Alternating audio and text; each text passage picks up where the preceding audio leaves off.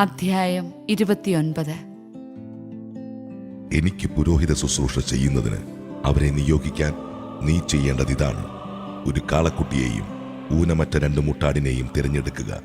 പുളിപ്പില്ലാത്ത അപ്പം, എണ്ണ ചേർത്ത് മയം വരുത്തിയ പുളിപ്പില്ലാത്ത അപ്പം, എണ്ണ പുരട്ടിയ പുളിപ്പില്ലാത്ത നേർത്ത അപ്പം, ഇവ സജ്ജമാക്കുക.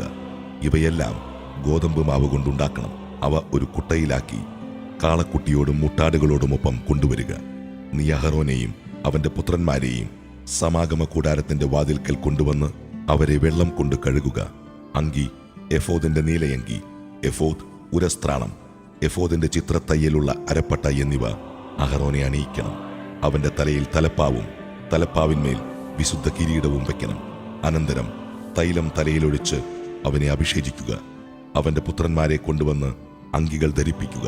നീ അവരെ അരപ്പട്ടകളും തൊപ്പികളും അണിയിക്കണം. ശാശ്വതമായ നിയമമനുസരിച്ച് പൗരോഹിത്യം അവരുടേതായിരിക്കും. നീ അഹരോനെയും അവന്റെ പുത്രന്മാരെയും പുരോഹിതരായി അവരോധിക്കണം. അനന്തരം കാളക്കുട്ടിയെ സമാഗമ കൂടാരത്തിന് മുൻപിൽ കൊണ്ടുവരണം. അഹരോനും പുത്രന്മാരും അതിന്റെ തലയിൽ കൈകൾ വെക്കണം. കർത്താവിന്റെ സന്നിധിയിൽ സമാഗമ കൂടാരത്തിന്റെ വാതിൽക്കൽ വെച്ച് കാളക്കുട്ടിയെ കൊല്ലണം. അതിന്റെ രക്തത്തിൽ നിന്ന് കുറെയെടുത്ത് വിരൽ കൊണ്ട് ബലിപീഠത്തിന്റെ കൊമ്പുകളിൽ പുരട്ടണം. ബാക്കി രക്തം ബലിപീഠത്തിന്റെ ചുവട്ടിൽ ഒഴിക്കണം. കുടൽ പൊതിഞ്ഞുള്ള മേധസ്സും കരളിന്മേലുള്ള കൊഴുപ്പും ഇരുവൃക്കകളും അവയന്മേലുള്ള മേധസ്സും എടുത്ത് ബലിപീഠത്തിന്മേൽ വെച്ച് ദഹിപ്പിക്കണം. എന്നാൽ കാളക്കുട്ടിയുടെ മാംസവും തോലും ചാണകവും പാളയത്തിന് വെളിയിൽ വെച്ച് അഗ്നിയിൽ ദഹിപ്പിക്കണം. ഇത് പാപപരിഹാര ബലിയാണ്. മുട്ടാടുകളിൽ ഒന്നിനെ മാറ്റി നിർത്തണം. അഹരോനും പുത്രന്മാരും അതിന്റെ തലയിൽ കൈകൾ വെക്കട്ടെ. അതിനെ കൊന്ന് രക്തമെടുത്ത് ബലിപീഠത്തിന് ചുറ്റും ഒഴിക്കണം. അതിനെ കഷണങ്ങളായി മുറിച്ചതിന് ശേഷം അതിന്റെ ആന്തരിക അവയവങ്ങളും കാലുകളും കഴുകണം. ഇവ മറ്റു കഷ്ണങ്ങളുടെയും തലയുടെയും കൂടെ വെക്കണം. മുട്ടാടിനെ മുഴുവൻ ബലിപീഠത്തിൽ വെച്ച് ദഹിപ്പിക്കണം. ഇത് കർത്താവിനുള്ള ദഹനബലിയാണ്, കർത്താവിന് പ്രസാദകരമായ സുഗന്ധം. അനന്തരം അടുത്ത മുട്ടാടിനെയും കൊണ്ടുവരണം. അഹരോനും പുത്രന്മാരും അതിന്റെ തലയിൽ കൈകൾ വെക്കണം. അതിനെ കൊന്ന് രക്തത്തിൽ കുറച്ചെടുത്ത് അഹരോന്റെയും പുത്രന്മാരുടെയും വലത്തു ചെവിയുടെ അഗ്രത്തിലും വലതുകൈയുടെ തള്ളവിരലിലും വലതുകാലിന്റെ പെരുവിരലിലും പുരട്ടുകയും ബാക്കി ബലിപീഠത്തിന് ചുറ്റും ഒഴിക്കുകയും വേണം.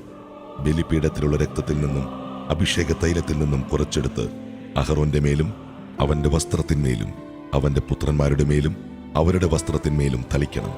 അങ്ങനെ അവനും പുത്രന്മാരും അവരുടെ വസ്ത്രങ്ങളും ശുദ്ധീകരിക്കപ്പെടും.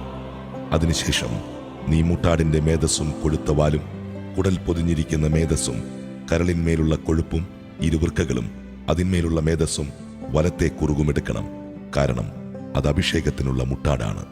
കർത്താവിന്റെ സന്നിധിയിൽ വെച്ചിരിക്കുന്ന പുളിപ്പില്ലാത്ത അപ്പത്തിന്റെ കുട്ടയിൽ നിന്ന് ഒരപ്പവും എണ്ണ ചേർത്ത് മയം വരുത്തിയ ഒരപ്പവും നേർത്ത ഒരപ്പവും എടുക്കണം. ഇവയെല്ലാം അഹരോന്റെയും പുത്രന്മാരുടെയും കരങ്ങളിൽ വെച്ച് കർത്താവിന്റെ സന്നിധിയിൽ നീരാജനം ചെയ്യണം. അനന്തരം അത് അവരുടെ കൈകളിൽ നിന്ന് വാങ്ങി ദഹനബലിയോടൊന്നിച്ച് ബലിപീഠത്തിൽ വെച്ച് ദഹിപ്പിക്കണം. ഇത് കർത്താവിനുള്ള ദഹനബലിയാണ്, കർത്താവിന് പ്രസാദകരമായ സുഗന്ധം.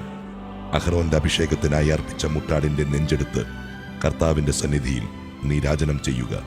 ഇത് നിന്റെ ഓഹരിയായിരിക്കും. അഭിഷേകത്തിനായി അർപ്പിക്കുന്ന മുട്ടാടിൽ നിന്ന് നീരാജനം ചെയ്ത നെഞ്ചും കുറുകും വിശുദ്ധീകരിച്ച് അഹരോനും പുത്രന്മാർക്കുമായി മാറ്റിവെക്കണം. ഇസ്രായേൽ ജനത്തിൽ നിന്ന് അഹരോനും പുത്രന്മാർക്കും നിയമപ്രകാരം എന്നും ലഭിക്കേണ്ട അവകാശമാണിത്. ഇസ്രായേൽ ജനം സമാധാന ബലിയിൽ നിന്ന് നീരാജനം ചെയ്ത് കർത്താവിന് സമർപ്പിക്കുന്ന കാഴ്ചയും.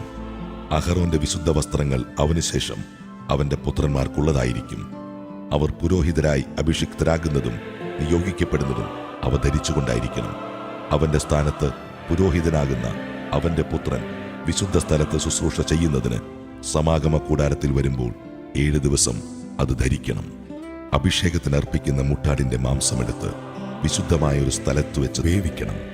മുട്ടാടിന്റെ മാംസവും കുട്ടയിലുള്ള അപ്പവും അഹരോനും പുത്രന്മാരും സമാഗമ കൂടാരത്തിന്റെ വാതിൽക്കൽ വെച്ച് ഭക്ഷിക്കണം. തങ്ങളുടെ അഭിഷേകത്തിന്റെയും വിശുദ്ധീകരണത്തിന്റെയും വേളയിൽ പാപപരിഹാരത്തിനായി അർപ്പിക്കപ്പെട്ട വസ്തുക്കൾ അവർ മാത്രം ഭക്ഷിക്കട്ടെ. അവ വിശുദ്ധമാകയാൽ അന്യർ ഭക്ഷിക്കരുത്. അഭിഷേകത്തിനു വേണ്ടിയുള്ള മാംസമോ അപ്പമോ പ്രഭാതത്തിൽ അവശേഷിക്കുന്നെങ്കിൽ അഗ്നിയിൽ ദഹിപ്പിച്ചു കളയണം. അത് വിശുദ്ധമാകയാൽ ഭക്ഷിക്കരുത്. ഞാൻ നിന്നോട് കൽപ്പിച്ചിട്ടുള്ളതുപോലെ അഹരോനോടും പുത്രന്മാരോടും അനുവർത്തിക്കുക. അവരുടെ അഭിഷേക കർമ്മം 7 ദിവസം നീണ്ടു നിൽക്കണം. പാപപരിഹാര ബലിയായി ഓരോ ദിവസവും ഓരോ കാളക്കുട്ടിയെ അർപ്പിക്കണം.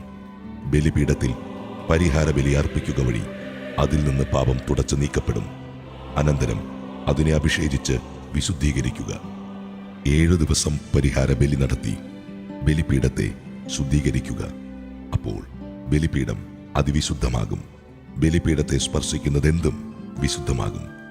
ബലിപീഠത്തിൽ അർപ്പിക്കേണ്ടത് ഇവയാണ്: 1 വയസ്സുള്ള 2 ആട്ടിൻകുട്ടികളെ വീതം എല്ലാ ദിവസവും അർപ്പിക്കണം. ഒന്നിനെ പ്രഭാതത്തിലും മറ്റേതിനെ സായാഹ്നത്തിലുമാണ് അർപ്പിക്കേണ്ടത്.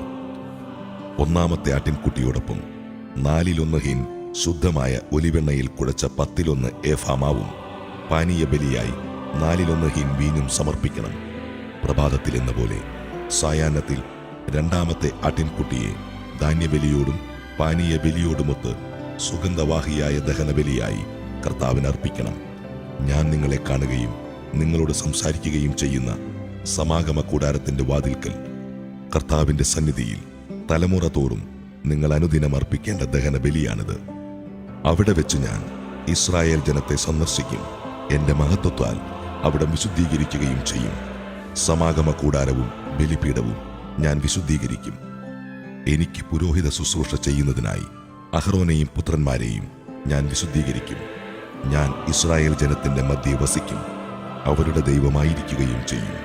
അവരുടെ ഇടയിൽ വസിക്കാൻ വേണ്ടി അവരെ ഈജിപ്തിൽ നിന്ന് കൊണ്ടുവന്ന അവരുടെ ദൈവമായ കർത്താവ് ഞാനാണെന്ന് അവർ അറിയും. ഞാനാണ് അവരുടെ ദൈവമായ കർത്താവ്.